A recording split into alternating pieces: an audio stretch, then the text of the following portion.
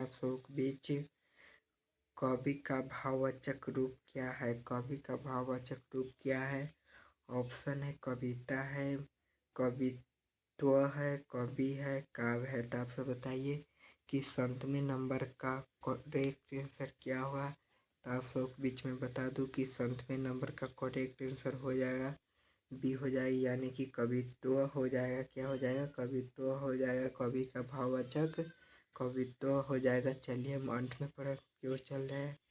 8वां प्रश्न है आप सबों के बीच कि बचपन किस प्रकार की संज्ञा है। बचपन किस प्रकार की संज्ञा है। ऑप्शन है जातिवाचक है, भाववाचक है, व्यक्तिवाचक है, समूहवाचक है। तो आप सब बताइए कि 8वें नंबर का करेक्ट आंसर क्या होगा। तो आप सबके बीच में बता दूं कि 8वें नंबर का करेक्ट आंसर बी हो जाएगा, यानी कि भाववाचक हो जाएगा। चलिए हम 9वें प्रश्न की ओर चल रहे हैं। 9वां प्रश्न है आप सबके बीच सेना किस प्रकार की संज्ञा है। सेना किस प्रकार की संज्ञा है। ऑप्शन है भाववाचक है, व्यक्तिवाचक है, समूहवाचक है, जातिवाचक है। तो आप सब बताइए कि सेना किस प्रकार की संज्ञा है। आप सब बीच ऑप्शन उपस्थित है। तो आप सब बताइए कि इसका 9वें नंबर का राइट आंसर क्या होगा। तो आप सब बीच में बता दूं कि 9वें नंबर का राइट आंसर हो जाएगा सी हो जाएगा, यानी कि समूहवाचक हो जाएगा।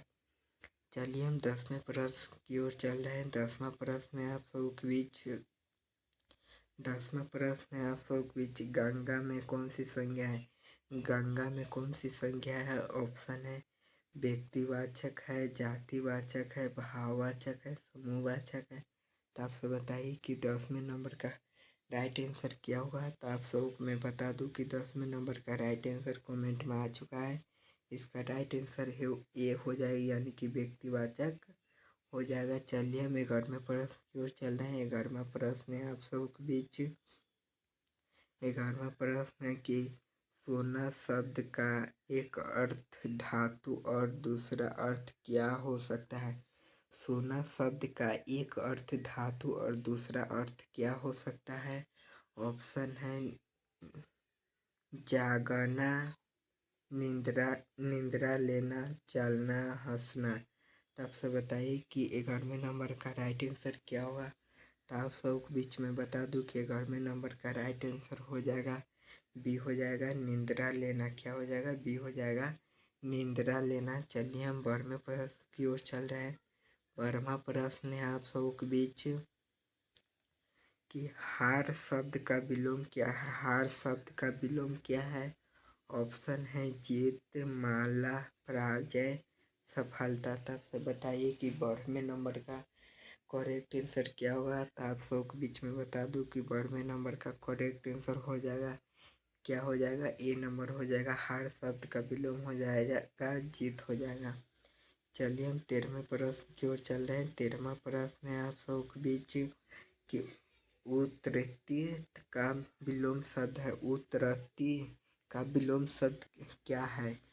ऑप्शन है प्रगति, अनवन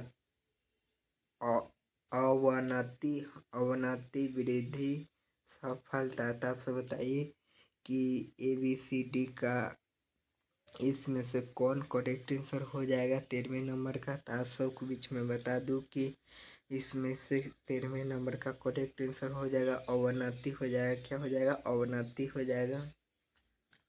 चलिए हम 14वें प्रश्न की ओर चल रहे हैं। 14वां प्रश्न है आप सबों के बीच कि कमल का पर्यायवाची कौन सा है। कमल का पर्यायवाची कौन सा है। ऑप्शन है मैं इसको दूसरे क्लास में करवाया था, इसीलिए आप सब जरूर कमेंट में बताइएगा कि 14वें प्रश्न का करेक्ट आंसर क्या होगा। ऑप्शन है आप सबके बीच पंकज होगा, पर्वत होगा, बादल होगा, किरण होगा। तो आप सब बताइए कि 14वें नंबर का करेक्ट आंसर क्या होगा। तो आप सबके बीच में बता दूं कि 14वें नंबर का करेक्ट आंसर ए हो जाएगा, पंकज हो जाएगा कमल का पर्यायवाची शब्द। चलिए हम 15वें प्रश्न की ओर चल रहे हैं। 15वां प्रश्न है आप सबके बीच सूर्य का पर्यायवाचक है। सूर्य का पर्यायवाचक क्या है। ऑप्शन है राशि है, रवि है, निशा है, तारा है। तो आप सब बताइए कि 15वें नंबर का करेक्ट आंसर क्या होगा। तो आप सबके बीच में बता दूं कि 15वें नंबर का करेक्ट आंसर बी हो जाएगा, यानी कि रवि हो जाए।